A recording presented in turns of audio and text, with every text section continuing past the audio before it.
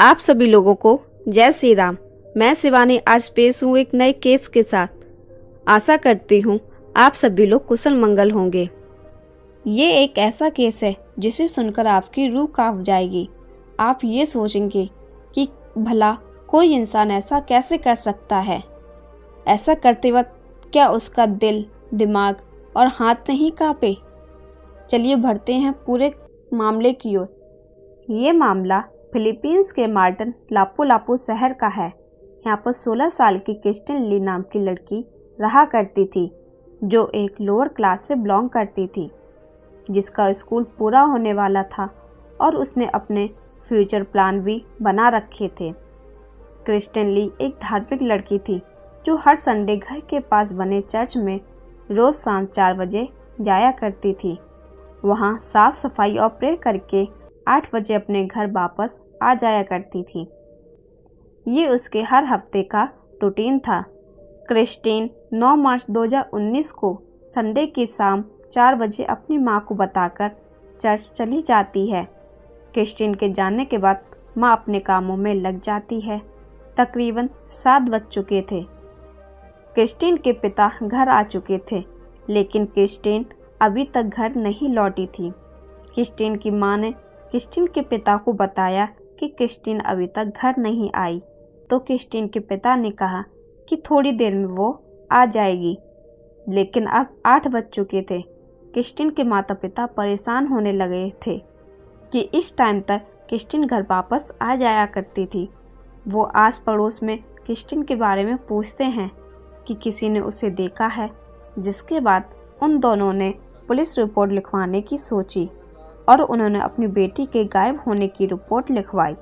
फिर पुलिस वालों ने कहा कि हम अभी काम शुरू करते हैं, लेकिन पुलिस वाले ढूंढने के नाम पर क्रिस्टीन के घर के आसपास ही छानबीन कर रहे थे, जहां क्रिस्टीन के माता पिता और पड़ोस वाले पहले ही क्रिस्टीन को ढूंढ चुके थे। तलाश रात भर चलती रही। फिर अगले दिन पुलिस वालों के पास एक कॉल आई। ये कॉल गांव के एक किसान की थी।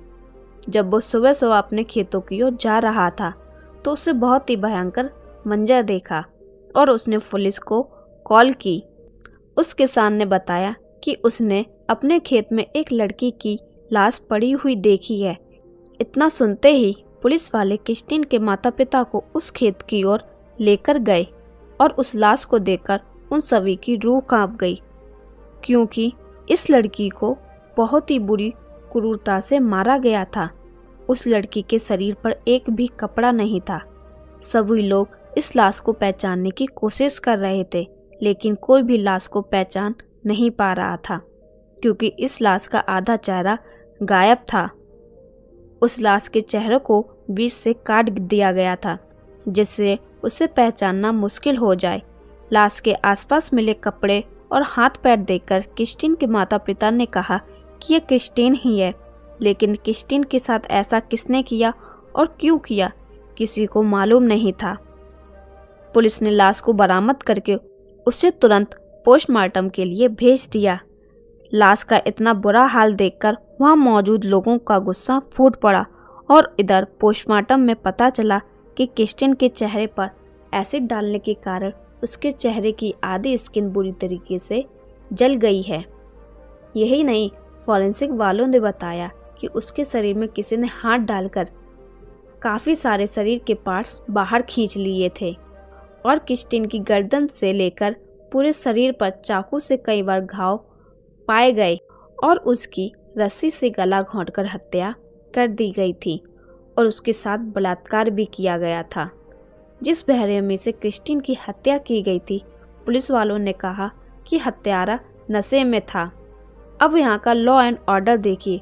लोगों का गुस्सा देख पोस्टमार्टम रिपोर्ट में ये लिखा गया कि इस लड़की के साथ बलात्कार नहीं किया गया था। ये बातें सुनकर लोगों का गुस्सा फूट पड़ा था। ये लोग सड़कों पर आ चुके थे।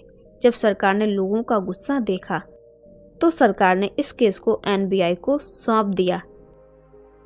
एनबीआई टीम ने चर्च के आसपास के सारे सीसीटीवी फुटेज को स्कैन किया और पता लगाने की कोशिश की कि क्रिस्टीन वहां कैसे पहुंची। फिर एक सीसीटीवी फुटेज में देखा गया कि कि क्रिस्टीन एक लड़के के साथ नजर आई, लेकिन पुलिस वाले उसको पहचान नहीं पा रहे थे क्योंकि वह सिर्फ पीछे से नजर आ रहा था, उसकी शक्ल नहीं दिख रही थी। फिर उसके बाद पुलिस वालों ने क्रिस्टीन का फ़ोन चेक किया जिसमें एक लड़के का नंबर मिला जो जॉन नाम के लड़के का था। दरअसल जॉन क्रिस्टीन का एक्स बॉयफ्रेंड था क्योंकि क्रिस्टीन ने अपनी मौत से कुछ दिन पहले ही उससे ब्रेकअप कर लिया था और कुछ सबूतों के आधार पर जॉन को गिरफ्तार कर लिया। लेकिन जॉन यही कहता रहा कि मैंने कुछ नहीं किया, मैंने क्रिस्टीन को नहीं मारा। और जॉन की मां ने दावा किया कि वो हत्या वाले दिन अपने दोस्तों के साथ बास्केटबॉल खेल रहा था और घर के काम कर रहा था। अगर उसका बेटा हत्या करता तो वह भाग जाता।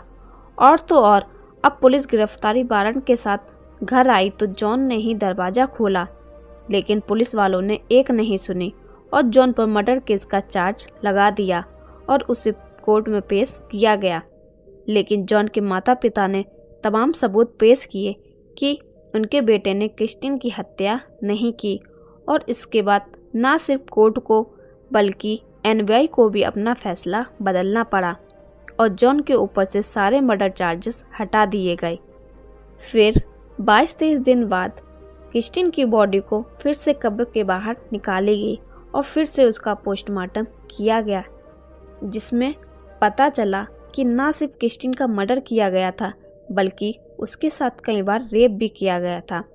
और उसके बाद सबसे दर्दनाक बात ये सामने आई कि उसके प्राइवेट पार्ट में कई बार धारदार हथियार डाला गया था, जिसके कारण क्रिस्टीन के शरीर में इंटरनल ब्लीडिंग शुरू हो गई थी। और इस दर्द से छुटकारा पाने के लिए क्रिस्टीन ने अपना दम तोड़ दिया था। पुलिस क्रिस्टीन के हत्यारे की छानबीन कर ही रही थी कि उन्हें एक क्रिस्टीन के एक और बॉयफ्रेंड के बारे में पता चला जिसका नाम रेनाटो लेंस था। पुलिस ने लेंस को गिरफ्तार कर लिया। रेनाटो ने बताया कि लगभग 4-5 महीने तक वह सोशल मीडिया के जरिए क्रिस्टीन से बात कर रहा था। उसने बताया कि एक दिन हमने लापू शहर में सैक्रेड पेरिस में पहली बार मिलने के लिए राजी हुए। हमारी रास्ते में लड़ाई हुई क्योंकि क्रिस्टीन की अपेक्षा रेनाटो काफ़ी बड़ा था और उसने नकली नाम यूज करके उसे धोखा दिया था। इधर रेनाटो को भी गुस्सा आ रहा था क्योंकि क्रिस्टीन का एक और बॉयफ्रेंड था जिसके साथ वह फिजिकल हुई थी, जिसके चलते उसने क्रिस्टीन का रेप किया और क्रिस्टीन के प्राइवेट पार्ट पर 30 से भी ज़्यादा बार चाकू मारे और फिर एक दुकान से एसिड खरीदकर उसके दिमाग में एसिड भर दिया जिससे उसका दिमाग गल जाए। रेनाटो ने बताया कि उसने सोशल मीडिया प्लेटफॉर्म पर पाए गए वीडियो के माध्यम से क्रिस्टीन के चेहरे और गर्दन को छीला था। जब पुलिस वालों ने रेनाटो का ये बयान सुना तो उन्हें यकीन नहीं हुआ। अगले दिन रेनाटो को कोर्ट में पेश किया गया और कोर्ट में केस चल ही रहा था कि रेनाटो ने सेल के अंदर फांसी लगाकर आत्महत्या कर ली थी, लेकिन उसको सजा नहीं हुई। जब ये मामला सार्वजनिक हुआ तो युवा लड़की के साथ की गई इस तरह की क्रूरता से नेटिजन्स हैरान रह गए। लेकिन क्योंकि फिलीपींस में मौत की सज़ा नहीं है, इसलिए जघन्य अपराधों के लिए सज़ा के रूप में मौत की सज़ा प्रस्तावित पर विवाद और राजनीतिक बहस छिड़ गई थी। इस केस के बारे में आपकी क्या राय है? कमेंट सेक्शन में हमें ज़रूर बताएं। अब मैं आपसे विदा लेती हूँ, फिर मुलाकात होगी एक और नए केस के साथ। तब तक आप अपना और अपने परिवार का ख्याल रखें, सतर्क रहें, सावधान रहें, सुरक्षित रहें और देखते रहें ट्रू क्राइम। धन्यवाद।